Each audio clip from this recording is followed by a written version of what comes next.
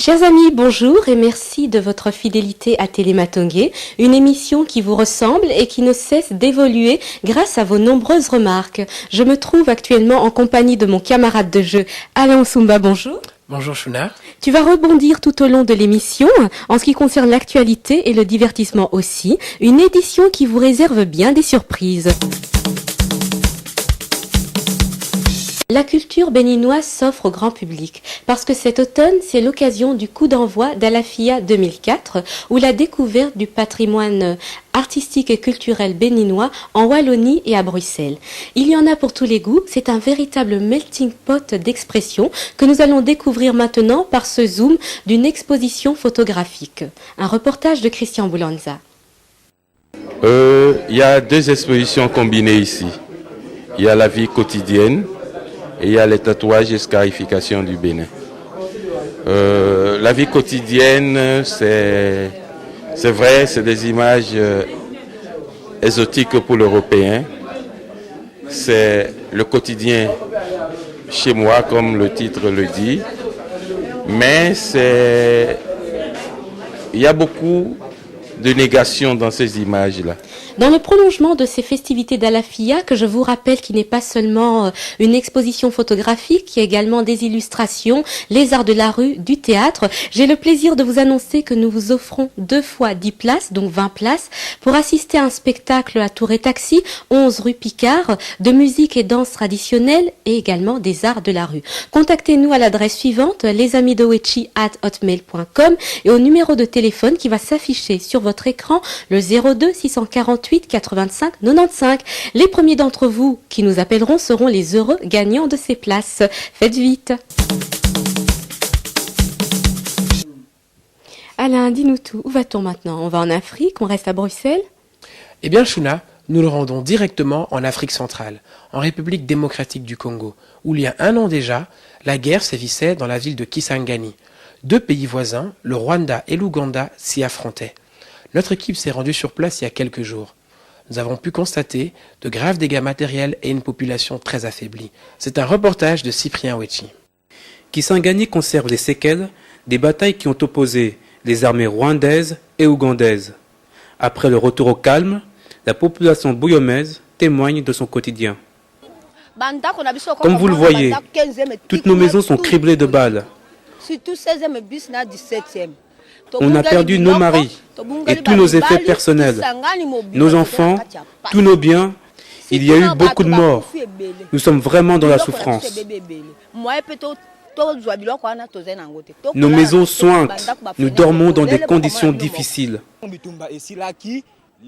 Quand la guerre s'est achevée, l'État a promis qu'il nous dédommagerait. Si on a perdu un être cher, l'État nous donnera une maison en guise d'indemnité. Mais jusqu'à présent, rien n'est fait. Après ces images, Alain, quel est ton sentiment par rapport à la situation à Kisangani? La situation à Kisangani, comme tout le monde a pu le constater, est très grave. Il y a de nombreux dégâts matériels, beaucoup de femmes sont veuves, beaucoup d'enfants sont déplacés. La grande question que nous posons, c'est qui va indemniser ces victimes? Les civils sont toujours les grands perdants quand il y a un conflit armé.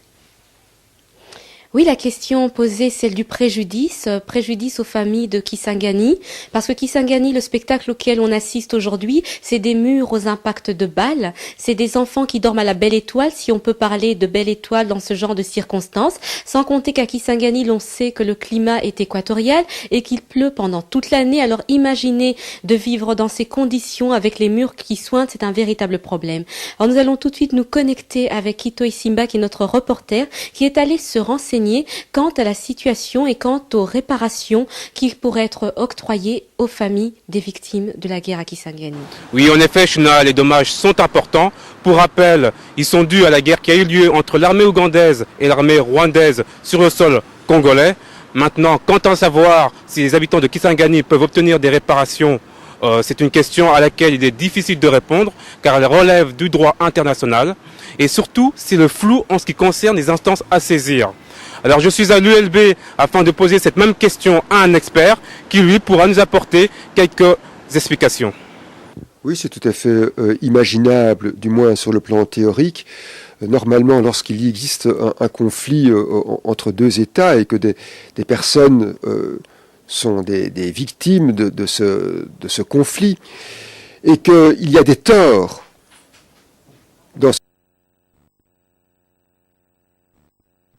de la part d'une des parties, normalement, la partie belligérante qui a commis des faits qui sont contraires au droit, doit, comme pour n'importe quelle faute, comme pour n'importe quel crime, si en plus la faute apparaît comme un crime, cette partie doit en principe réparer les dommages qu'elle a causés. Et donc c'est parfaitement imaginable, sur le plan des principes, que les victimes des conflits armés qui ont opposé l'Ouganda et le Rwanda d'une part, au Congo d'autre part, sachant que la présence de l'Ouganda et du Rwanda au Congo est certainement illicite, puisque même si au départ il y avait des torts de la part du Congo dans la mesure où les forces rwandaises sont entrées au Congo pour mettre fin à l'appui que les bandes armées, les Interamwe, les anciennes forces rwandaises trouvaient sur le territoire congolais. C'était pour mettre fin à cela que les forces armées rwandaises ont dû entrer sur le territoire congolais. Et donc, de ce point de vue-là, il y avait une certaine légitimité au début. Mais à la fin, le maintien de la présence rwandaise ne se justifiait plus. Les Nations Unies, à diverses reprises, ont demandé que le territoire congolais soit évacué par les forces étrangères.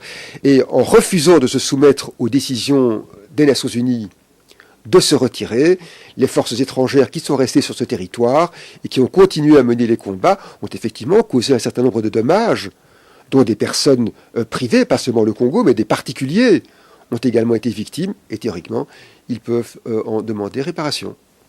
Quelles sont les instances qui peuvent être saisies ?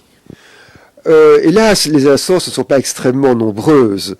On peut imaginer des tas de choses. On peut d'abord imaginer que le Congo d'une part, le Rwanda et l'Ouganda d'autre part s'entendent pour confier le règlement des litiges résultant de l'intervention rwando-ougandaise sur le territoire congolais. On pourrait imaginer que les parties s'entendent pour soumettre ce litige soit à la Cour internationale de justice, soit à l'arbitrage. Il n'est pas inimaginable que le Congo, à ce moment-là, demande des réparations à l'Ouganda pour les dommages qu'il a subis et pour les dommages que sa population a subis.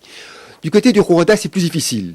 C'est plus difficile parce que si l'Ouganda et le Congo ont reconnu la compétence de la Cour internationale de justice, il n'en va pas de même du Rwanda. Et donc du côté du Rwanda, il y a très peu de chances pour que le Congo obtienne quoi que ce soit devant la Cour internationale de justice. Autrement dit, pour que le Congo puisse espérer que le Rwanda comparaisse devant une juridiction internationale, il faut qu'il lui demande, bien gentiment, si je peux dire, il faut qu'il lui demande la permission, il faut qu'il reconnaisse, il faut que les deux parties, le Rwanda en particulier, reconnaissent la juridiction, soit de la Cour internationale de justice, la Cour de la Haye donc, ou bien d'un arbitrage international. Il y a peu de chances, bien sûr, que le Rwanda accepte jamais ce genre de choses. Alain, après ce voyage lourd en émotions, il faut le dire, on va se retrouver où là ? Eh bien, Shuna, j'emmène encore nos téléspectateurs pour une petite session de gospel.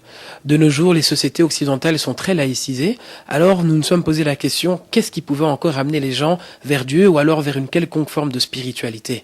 C'est un bon reportage, accrochez-vous, une musique un peu variée, et je pense quand même que les intervenants ont donné des réponses assez profondes. Si tu as envie de goûter aux saveurs du monde et la cuisine burundaise, il y a le festival de musique et cuisine du monde où une journée africaine et burundaise est prévue avec la présence des tambourinaires du Burundi. Donc vous, téléspectateurs, si vous n'avez rien à faire ou simplement parce que vous avez envie de goûter à autre chose, rendez-vous place Sainte-Catherine à la salle de la jeunesse, rue Melsen 38 à 1000 Bruxelles. Ou si vous avez des envies de théâtre, il y a une très belle pièce qui est jouée par la troupe des Piroguiers, le procès de Lucifer, qui a lieu boulevard de Smet de Neyer à Jette. Voilà pour les petits rendez-vous culturels et tout de suite, place à la musique. Dans les sociétés occidentales, la plupart des institutions se sont laïcisées. Dieu et la spiritualité sont donc relégués dans la sphère privée. Le gospel, musique inventée par la communauté noire pendant l'esclavage aux États-Unis, reste donc un vrai moyen pour attirer les gens à Dieu. Mais au fait, quels sont les objectifs de cette musique ? Gospel, en fait, c'est le terme, en fait, ça veut dire quoi? C'est la bonne nouvelle. Donc la bonne nouvelle, ça peut se prendre sous toutes sortes de formes. Donc bonne nouvelle, oui, c'est vraiment pour aider.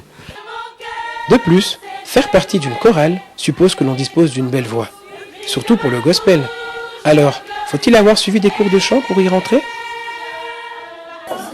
Pas vraiment, j'ai pas suivi des cours de chant, mais j'ai beaucoup évolué dans le cadre de la chorale, localement, parce qu'en travaillant sur certains chants, on apprend des techniques et ça m'aide beaucoup. Donc pour vous, c'est vraiment une bonne chose. Est-ce que ça vous aide aussi socialement de rencontrer vos amis après une répétition, manger un morceau? C'est quelque chose de très important pour vous? Oui, parce que c'est toujours dans le sens de consolider les liens entre amis et c'est toujours quelque chose de bien en fait, de pouvoir rencontrer des amis et de pouvoir passer du temps en mangeant ensemble. Il nous reste maintenant à savoir si le gospel est ouvert à tous et quelles sont les conditions requises pour faire partie d'une chorale. Non, c'est pas ouvert seulement aux Noirs, hein, c'est ouvert. Nous avons quelques Blancs qui sont avec nous, qui chantent aussi dans la chorale. Peut-être qu'aujourd'hui ils n'étaient pas là. C'est ouvert à tous. Hein.